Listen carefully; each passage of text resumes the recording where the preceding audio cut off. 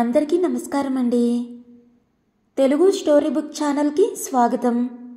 ఈరోజు నేను మీకు వినిపించబోతున్న కథ భవానీ కుమారి గారు రచించిన తోడొకరుండిన. కథను చివరి వరకు వినండి. నచ్చితే లైక్ చేయండి. కొత్తగా మన ఛానల్ని చూస్తున్నట్లయితే కనుక సబ్స్క్రైబ్ చేసుకోవడం అస్సలు మర్చిపోవద్దు. మరిక కథలోకి వెళ్ళిపోదామా? కేశవమూర్తికి హఠాత్తుగా మెలకు వచ్చింది. భార్య భానుమతి పోయిన ఈ 3 నెలల కాలంలో ఆయనకి ఏ రోజూ సరిగ్గా నిద్రలేదు. పట్టినా కలత నిద్రే. మంచినీళ్లు తాగి అలా దివాన్ మీద కూర్చొని ఆ కలని గుర్తు చేసుకోసాగారు. కలలో భానుమతి ఏడుస్తోంది. ఎందుకు? తాను కదా ఏడవలసింది. ఒక్కరోజు అనారోగ్యం పాలవని మనిషి, 56 ఏళ్లైన నిండని మనిషి నిద్రలోనే తాను పక్కన నిద్రపోతూ ఉండగానే ఒక్క మాటైనా మాట్లాడకుండా వెళ్ళిపోయిందేంటి?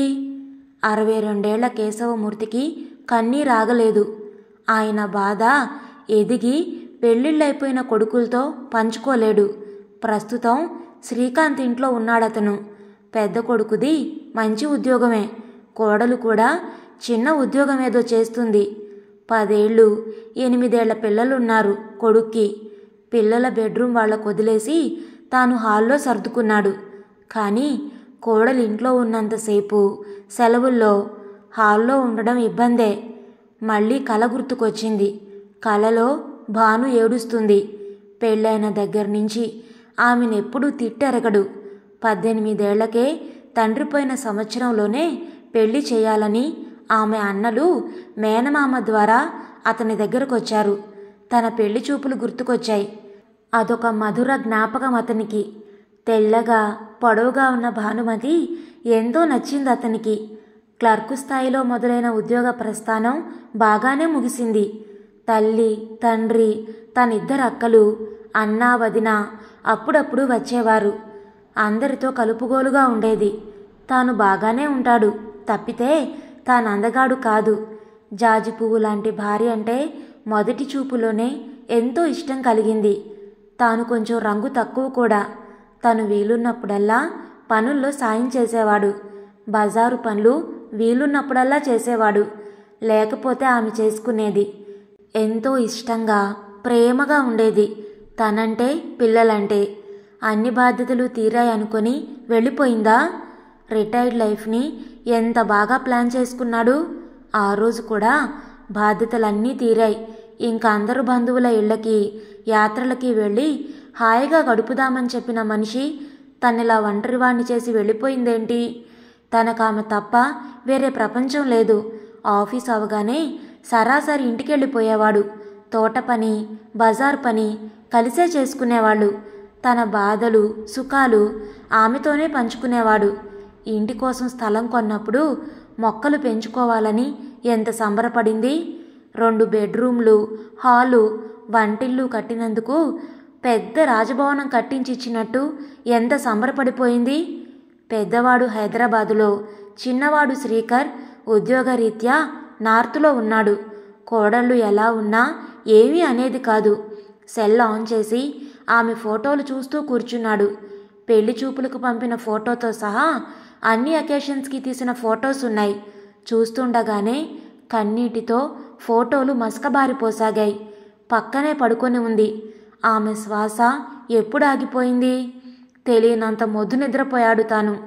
ఎంత దౌర్భాగ్యుడు. కన్నీళ్లతో చెంపలు తడిసిపోతున్నాయి. ఎప్పటికో నిద్ర పట్టింది. హాల్లో పడుకున్న వాళ్ళు 8 అయినా లేవకపోతే ఎంత ఇబ్బంది? నాకు అవతల ఆఫీస్ టైం అవడం లేదు, లేపండి మీ నాన్నని. కోడలి గొంతు బిగ్గరగా వినబడుతోంది. ఉలిక్కిపడి లేచాడు మూర్తి. కొడుకు దగ్గరకొచ్చి ఏదైనా మాట్లాడతాడనుకున్నాడు. శ్రీకాంత్ తండ్రి దగ్గరకొచ్చి, రాత్రి నిద్ర పట్టలేదా నాన్న?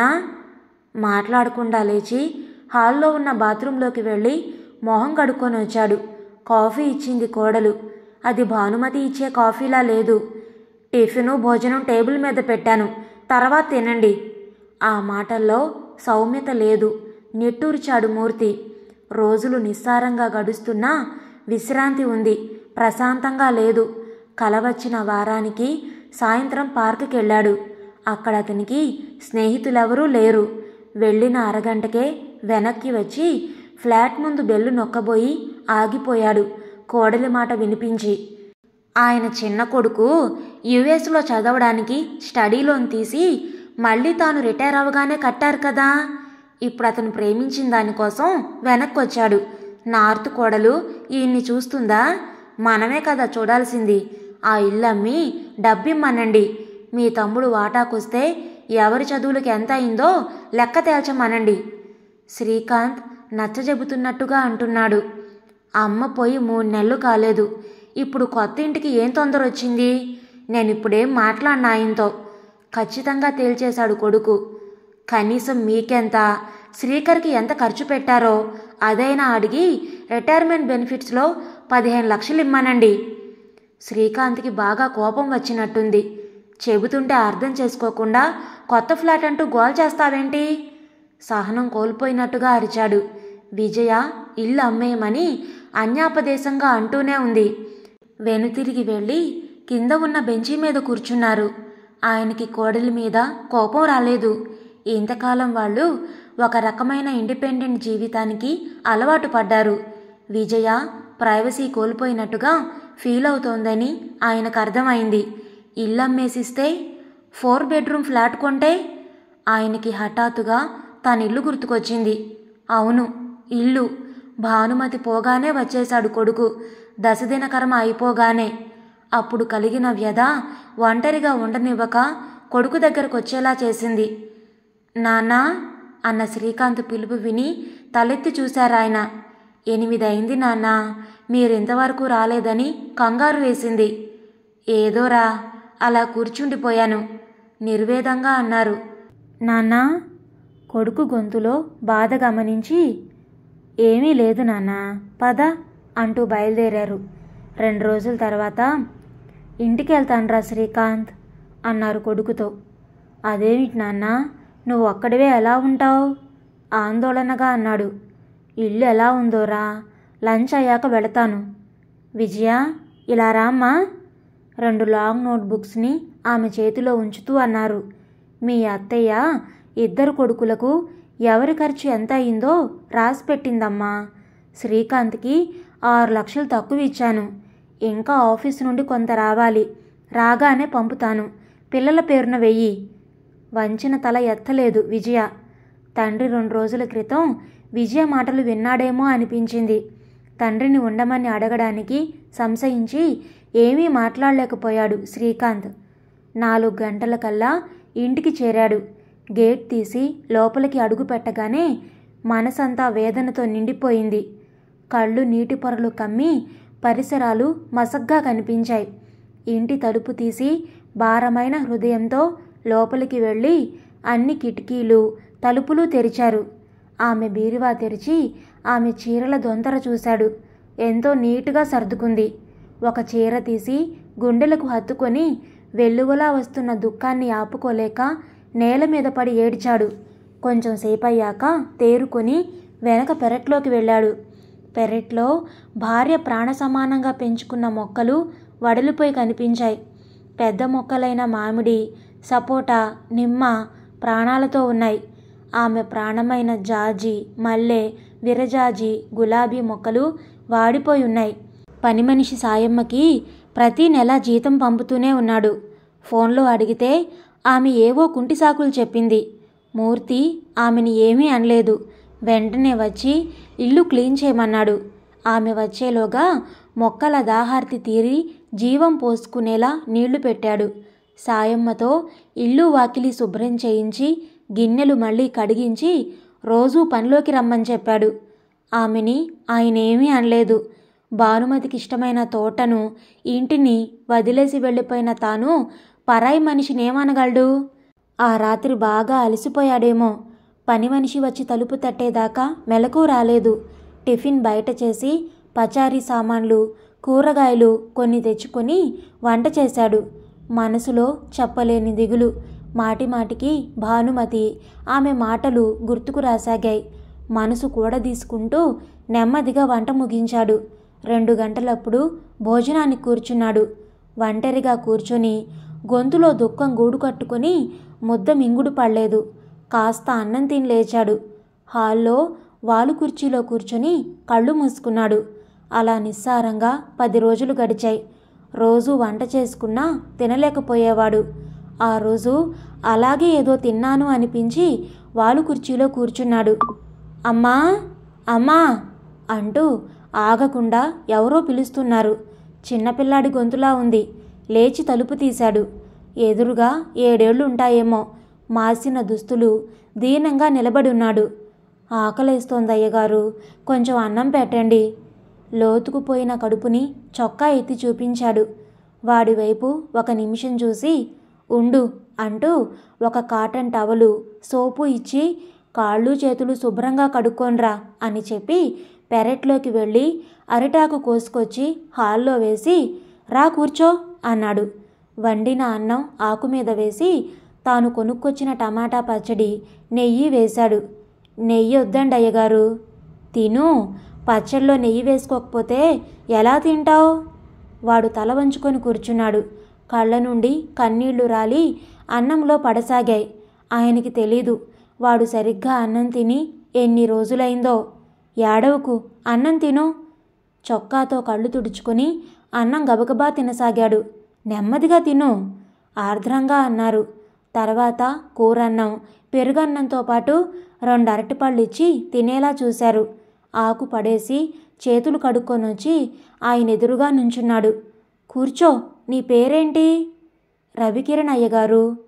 వాడు చెప్పిన దాన్ని బట్టి పట్టపగలు తాగొచ్చిన తండ్రితో తల్లి గొడవ పడింది. అతను తోసిన తోపుకి రోడ్డు మీద పడి ప్రాణాలు పోగొట్టుకుంది. పోలీసుల భయంతో పారిపోయిన తండ్రి తిరిగి రాలేదు. 6 నెలలుగా వాణ్ణి ఆదుకునేవాళ్లు లేక, అడుక్కు తినలేక యాతన పడుతున్నాడు. నిండా 7 ఏళ్ళు లేవు. హఠాత్తుగా ఆయన కనిపించింది. వాడి దుఃఖం ముందు తనదెంత? అయ్యగారు, ఆకులు అవి శుభ్రం చేస్తాను, చెట్లకు నీళ్లు పోస్తాను, బజారు పనులు చేసి పెడతాను. 1 పూట అన్నం పెడితే చాలు, ఈ వరండాలో పడుంటా. చేతులు జోడించి ఏడుస్తూ అడిగాడు. గబుక్కున వంగి వాడి చుట్టూతా చేతులు వేసి హృదయానికి హత్తుకున్నాడు. ఆయన కళ్ళు ఆగకుండా వర్షిస్తున్నాయి. ఆ పసివాడి వయసు ఎంతని? భార్య మరణంతో ఘనీభవించిన ఆయన హృదయం కరిగి కన్నీరుగా ప్రవహించింది. కనీసం తాను 62 ఏళ్ళు అన్ని బంధాల్లోని మాధుర్యాన్ని అనుభవించాడు. వాడి వయసుకు ఎంత వ్యధ, ఒంటరితనం. నెమ్మదిగా తేరుకొని వాడి కన్నీళ్లు తుడిచన్నాడు. రవి, నాకు నువ్వేమీ పంచైన అవసరం లేదు. నాకు తోడుగా ఉండు. అమ్మమ్మ లేదు, నిన్ను చదివిస్తాను. ఉండిపోతావా నాతో? వాడు మళ్ళీ ఆయన్ని చుట్టేసి గట్టిగా ఏడవసాగాడు. గంట తర్వాత రవి శుభ్రంగా తలారా స్నానం చేసి ఆయన మనవడి బట్టలు లూజుగా ఉన్నా వేసుకున్నాడు. వాడికి కావలసిన బట్టలు, చెప్పులు, కావలసినవన్నీ కొన్నాడు. షాపింగ్ అయ్యేసరికి రాత్రి 8 అయింది. మంచి హోటల్లో భోజనం చేసి చివరగా ఐస్ క్రీం ఇప్పించాడు. వాడి సంతోషం ఆయనకు ఎంతో శాంతిని కలిగించింది. మర్నాడు ఊర్లో పేరెన్నికగన్న స్కూల్కి తీసుకెళ్ళి 2nd క్లాస్లో చేర్చారు. స్కూల్ డ్రెస్సు, షూసు, బుక్సు అన్నీ కొన్నాడు. ఆ పసివాడి సంతోషానికి అంతే లేదు. మాటిమాటికి బుక్స్ తీసి చూసుకుంటున్నాడు. ఆ రోజు ఆయన వాడితో పాటు కడుపు నిండా తినగలిగారు. కేశవమూర్తికి ఇప్పుడు రోజులు ఎలా గడుస్తున్నాయో తెలియడం లేదు. ఉదయాన్నే లేవడం, రవితో కలిసి మొక్కలకి నీళ్లు పోయడం, వంట చేసుకోవడం, వాడిని స్కూల్కి పంపించాక విశ్రాంతి తీసుకోవడం, సాయంకాలాలు పార్కుకి లేదా మార్కెట్కి వెళ్ళడం అన్నీ రవి తోడురాగా చేస్తున్నారు. వాడు క్విక్ లెర్నర్. తన నిర్ణయం వాడి విషయంలో సరైంది అని తెలుస్తున్న కొద్దీ ఆయనకి ఎంతో తృప్తి కలుగుతోంది. ఒకసారి శ్రీకాంత్ వచ్చాడు. ఎందుకు నాన్నా, ఈ వయసులో ఈ అబ్బాయి బాధ్యత నీకెందుకు? అమ్మ జ్ఞాపకం రా ఈ ఇల్లు. నాకు వాడు బరువు కాదు. అమ్మలేని ఈ జీవితానికి వాడు ఒక తోడు, అంతే. చాలా రోజుల తర్వాత తెల్లవారుజామున భానుమతి కనిపించింది. అతని తల మీద చెయ్యి వేసి నిమురుతూ ఇలా అంది. కలతపడకండి, ప్రశాంతంగా ఉండండి. నేను వెళతానిక, తలుపేసుకోండి. భాను, వెళ్ళకు. గట్టిగా అరుస్తూ లేచాడు. అరిచాను అనుకున్నాడు, కానీ నోట్లో నుంచి చిన్న శబ్దం కూడా రాలేదు. తల తిప్పి చూశాడు. రవి పక్కనే మంచం మీద ప్రశాంతంగా నిద్రపోతున్నాడు. మంచినీళ్లు తాగి కలలో భానుమతిని గుర్తు చేసుకున్నారు. ఏమన్నది ఆమె? కలత పడొద్దు, ప్రశాంతంగా ఉండమంది. 2 బంగారు గాజుల మధ్య ఎర్రని మట్టి గాజులు. ఆమె ముఖంలో చిరునవ్వు. హఠాత్తుగా ఆయన గుర్తొచ్చింది. అవును, ఆమె చనిపోయిన రోజు కోరా కలర్ బెంగాలీ కాటన్ చీర, ఎర్ర జాకెట్టు వేసుకుంది. రాత్రి అలాగే కనబడింది. అంటే ఆమెంక తనకు కనబడదు అని. తనని మరిచిపోయి ఆ పసివాడితో మిగిలిన జీవితాన్ని సాగించమన్నదా? తన జ్ఞాపకాలతో బాధపడొద్దని, లేదా తనకు ప్రాణప్రదమైన ఇంట్లోనే తాను జీవిస్తున్నందుకు సంతోషపడి వెళుతున్నాను అని చెప్పిందా? అందుకే వెళుతున్నాను, నా జ్ఞాపకాల తలుపుల్ని మూసివేయమని చెప్పిందా? అంటే ఆమె ఇంక తనకు కనబడదని అర్థమైంది. కంటి వెంట కారుతున్న నీటిని తుడుచుకొని నిద్రకు ఉపక్రమించారాయన. ఇదండి ఈరోజు కథ. మీకు నచ్చిందా? నచ్చితే లైక్ చేయండి, షేర్ చేయండి. అలాగే మీ విలువైన అభిప్రాయాలను కామెంట్స్లో తప్పకుండా తెలియచేయండి. ఇంత మంచి కథను మనకు అందించిన భవానీ కుమారి గారికి మనందరి తరపు నుంచి ధన్యవాదాలు తెలియచేసుకుంటున్నానండి. ఇలాంటి మరెన్నో మంచి మంచి కథలు వినడానికి కొత్త వాళ్ళు మన ఛానల్ని తప్పకుండా సబ్స్క్రైబ్ చేసుకోండి. మరొక మంచి కథతో మళ్ళీ కలుద్దాం. అప్పటి వరకు ఉంటానండి.